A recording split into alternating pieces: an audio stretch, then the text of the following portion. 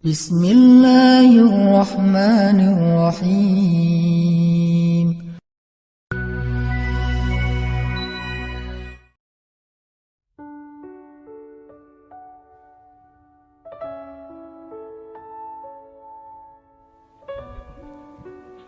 Bismillahirrahmanirrahim. Assalamualaikum warahmatullahi wabarakatuh. Alhamdulillahirabbil alamin, hamdan katsiran tayyiban mubarakan fih kama yuhibbu rabbuna wa yarda. Asyhadu an la ilaha illallah wahdahu la syarikalah wa asyhadu anna Muhammadan abduhu wa rasuluhu la nabiyya ba'dah. Allahumma salli wa sallim wa barik ala sayyidina Muhammadin kama dzakarahu dzakirun al-akhyar. Wa salli wa sallim wa barik ala sayyidina wa habibina Muhammadin makhtalafal lailu wan nahar. Wa salli wa sallim wa barik ala sayyidina wa habibina wa azimina Muhammad wa ala al-muhajirin wal ansar. Rabbi shrah li sadri wa yassir li amri wahlul 'uqdatan min lisani yafqahu qawli. Rabbana inna nas'aluka ilman nafi'a wa qalban khashi'a wa amalan salihan maqbula wa hayatan tayyiba.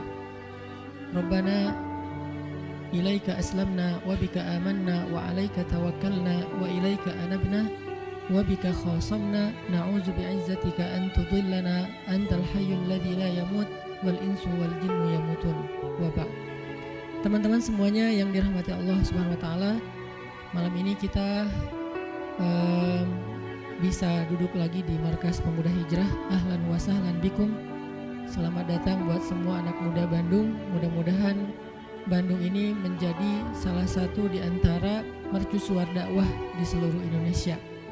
Ketika pemuda-pemudanya memberikan sebuah tren yang baik kepada anak muda di seluruh Indonesia dengan gaya dan style anak muda, nongkrong di masjid, mendengarkan sharing tentang kebesaran Allah Subhanahu wa taala. Mudah-mudahan dengan kayak gitu kita bisa memperbaiki iman kita kepada Allah, memperbaiki hubungan kita dengan Allah, yang pastinya nanti Allah akan memperbaiki hubungan kita dengan sesama manusia. Jadi kaidah dasarnya, siapa yang memperbaiki hubungannya dengan Allah, man aslaha ma bainahu wa bainallah aslahallah ma bainahu wa bainan nas. Siapa yang memperbaiki hubungannya dengan Allah, Allah perbaiki hubungannya dengan manusia. Manusia di sini termasuk keluarga, tetangga, masyarakat, bahkan dengan pemimpin dengan rakyatnya, antara satu golongan dengan golongan yang lain, satu agama dengan agama yang lain.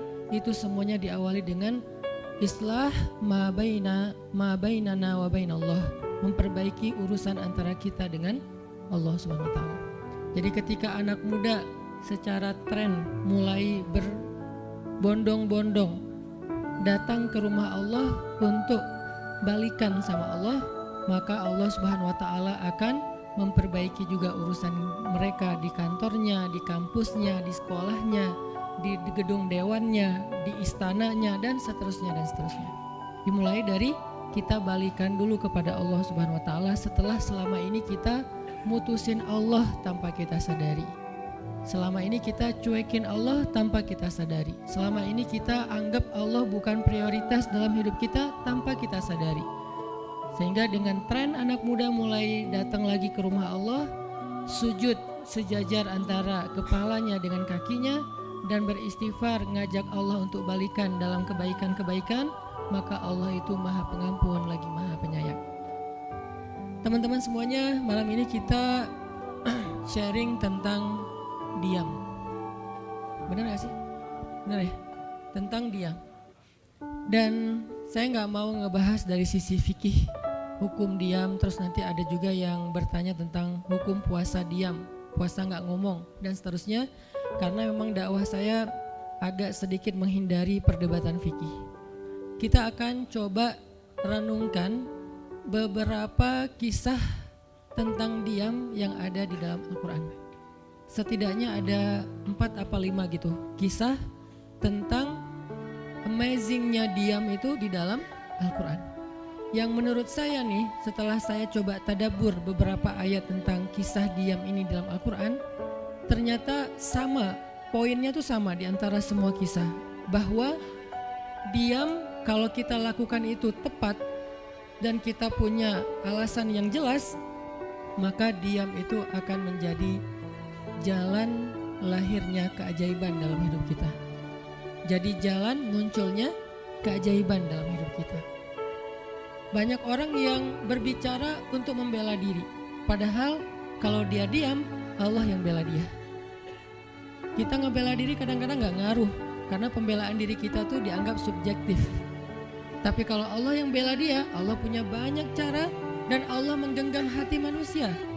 Sehingga ketika misalnya kita ribut dengan seseorang, setelah kita menjelaskan duduk perkaranya, kita ngejelasin yang sebenarnya terjadi apa, udah cukup diam dan jangan melanjutkan perdebatan.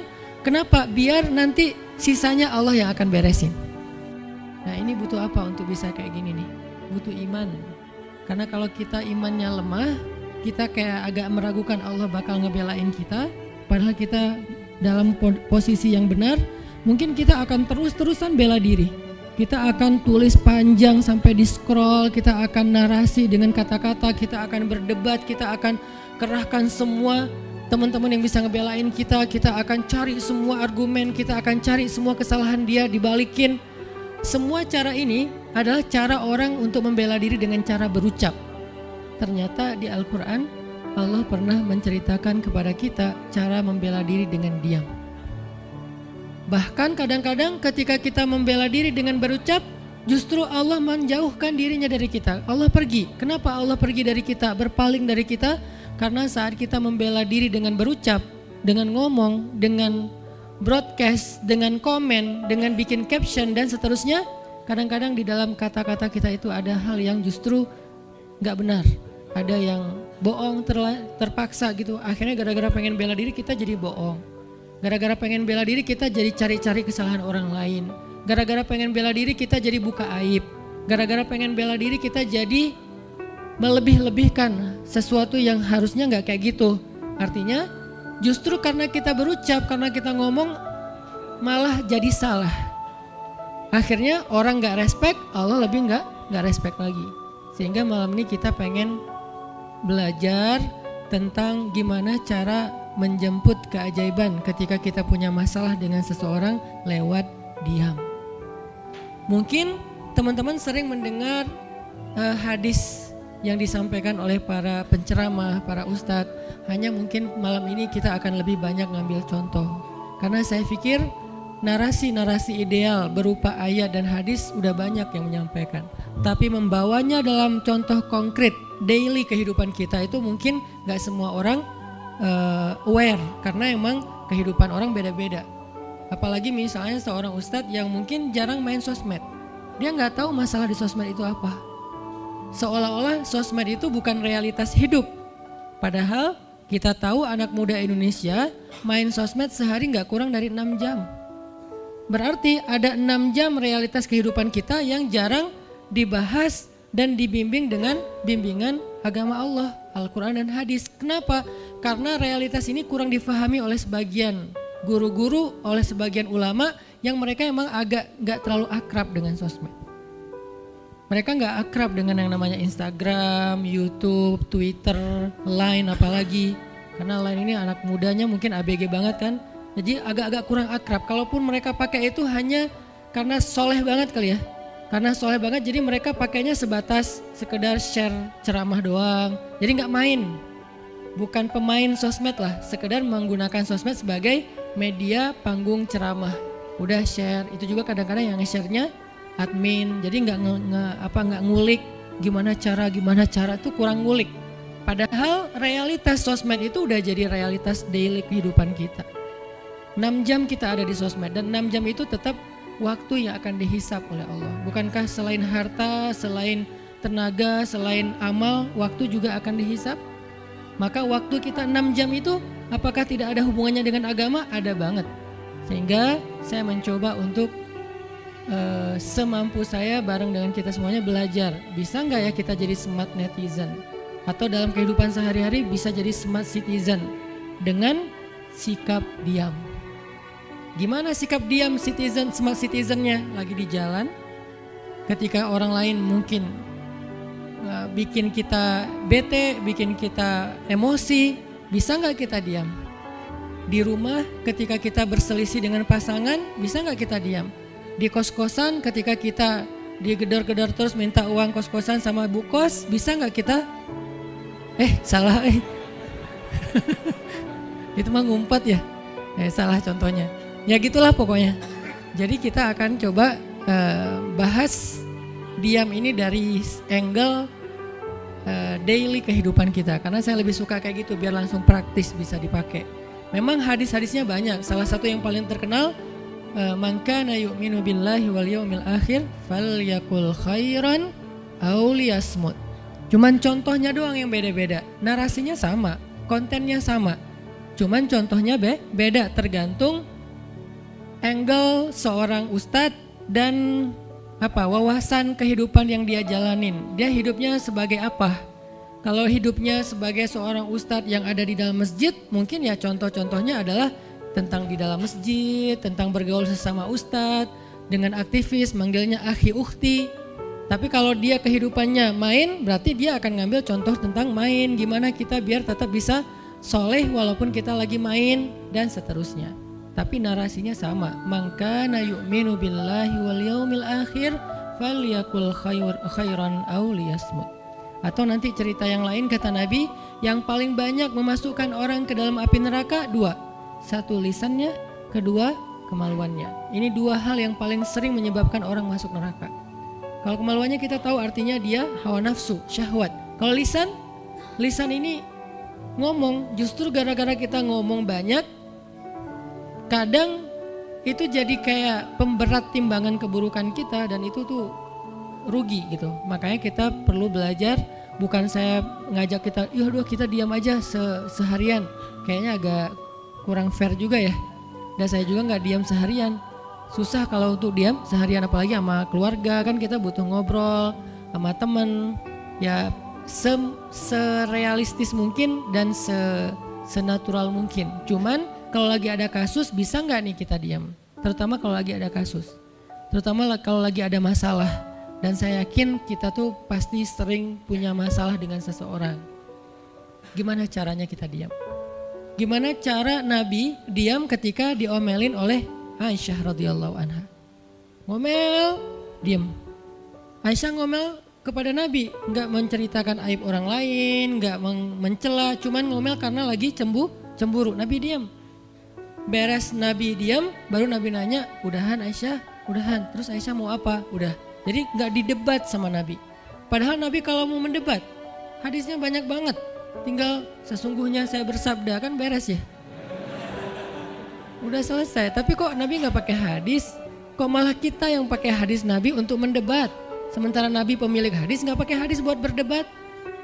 Kalaupun beliau berdebat, perdebatan yang positif, perdebatan yang konstruktif, yang membangun, yang memberikan hasil yang insya Allah tetap menjaga akhlak.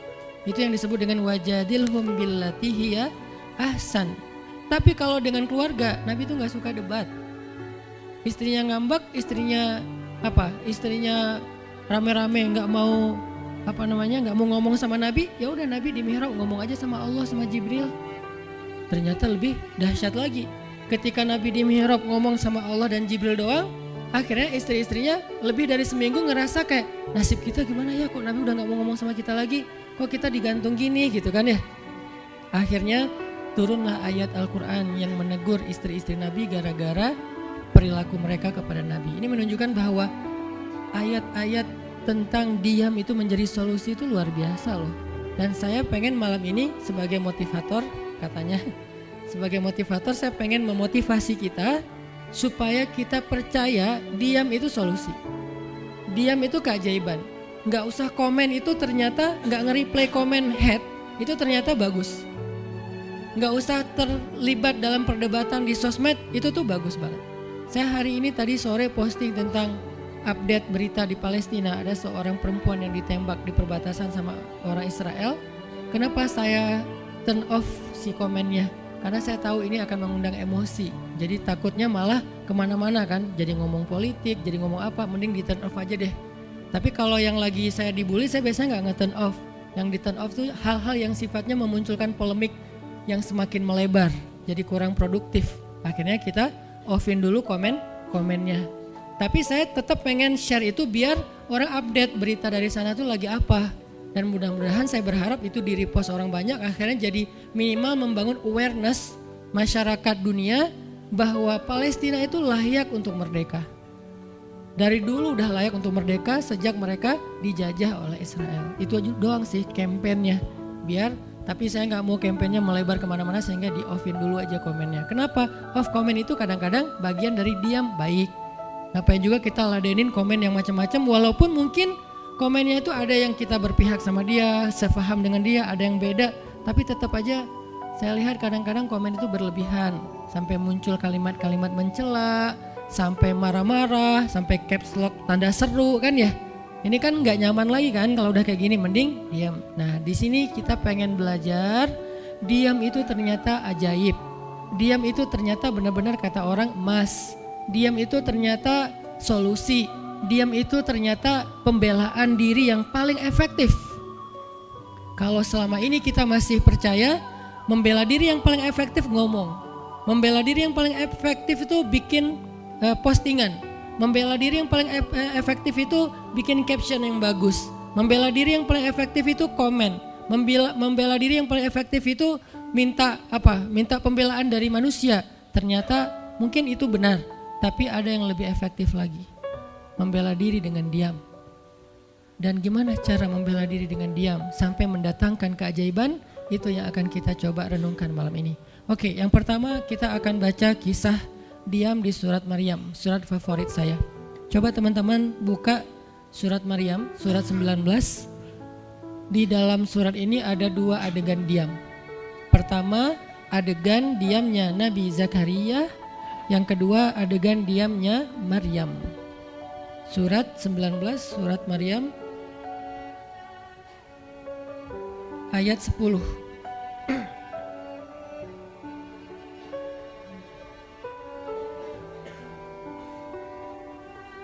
Sekaligus kita pengen belajar kalau kita lagi diam pas kita dicerca, ketika kita disakiti, ketika ada masalah dengan seseorang, kalau kita diam kita ngapain gitu kan gitu ya, nggak diam doang kan, kita ngapain. Nah di sini kita belajar surat 19 surat Maryam ayat 10 dan 11. Kita tilawah bareng-bareng ya, saya baca habis itu teman-teman ikutin. A'udzu billahi minasy syaithanir rajim. Silakan.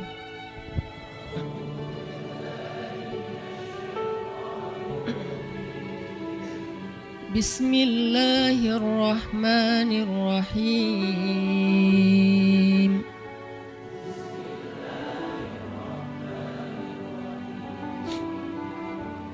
Qala rabbi ij'al li ayah.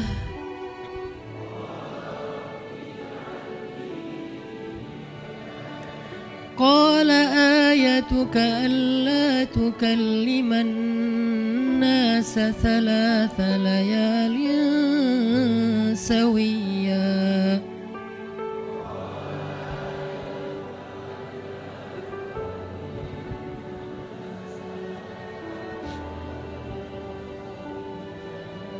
فخرج على قومه من المحراب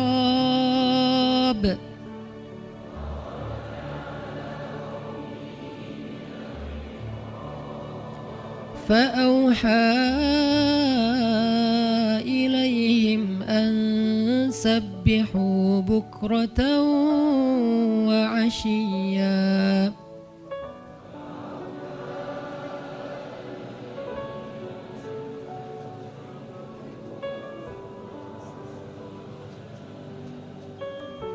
Berkatalah Zakaria, Rabbi, berikanlah untukku sebuah pertanda bahwa aku akan punya anak laki-laki. Allah berfirman, tanda-tanda bagimu adalah engkau tidak akan bisa berbicara dengan manusia selama 3 malam berturut-turut. Maka keluarlah Zakaria kepada kaumnya dari mihrabnya dan memberi mereka isyarat supaya mereka bertasbih kepada Allah setiap pagi dan petang. Ini adalah adegan, kita lanjutin sekitar 2 menit sebelum azan. Ini adalah adegan ketika Nabi Zakaria dapat berita gembira akan punya anak laki-laki. Karena Nabi Zakaria berdoa minta anak laki-laki dari sejak nikah sampai usia 80 tahun. Kurang lebih sekitar 50 tahun berdoa. Lama banget, ya Allah beri anak, ya Allah beri anak. Sampai iparnya udah punya anak keren namanya Maryam. Iparnya adalah Imran. Udah punya anak keren banget, cewek, solehah, dari kecil udah beribadah di Masjidil Aqsa. Zakaria masih minta anak, ya Allah, ya Allah, ya Allah. Sampai puncaknya Zakaria ngelihat Maryam dapat makanan dari langit. Zakaria datang ke mihrab Maryam, terus di situ udah ada makanan yang bukan dibawa oleh Zakaria. Zakaria nanya, "Anna laki hadza ya Maryam?" Maryam dapat dari mana makanan ini? Kata Maryam, "Huwa min indillah, dari Allah." Kata Maryam. Gimana caranya? Kata Maryam, Allah punya cara sendiri. Allah yarzuqu may yasha bighairi hisab. Terserah Allah gitu. Masya Allah, Masya Allah. Zakaria kagum sama Maryam, langsung pergi ke mihrabnya Zakaria, sholat, dan di dalam sholatnya Zakaria berdoa, hunalika da'a Zakaria rabbah. Di saat itulah Zakaria benar-benar nangis berdoa kepada Allah, ya Allah, Rabbi habli min ladunka dzurriyyatan thayyibah innaka sami'ud du'a.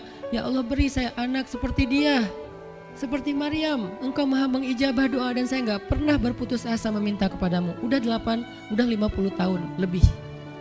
Tiba-tiba Allah bilang, ya Zakaria, inna nubashiruka bi ghulam ismuhu Yahya lam naj'al lahu min qablu samiyya. Zakaria, sekarang kami akan perkenankan doamu, kamu akan punya anak, beri dia nama Yahya. Belum pernah ada anak seperti dia yang soleh di muka bumi.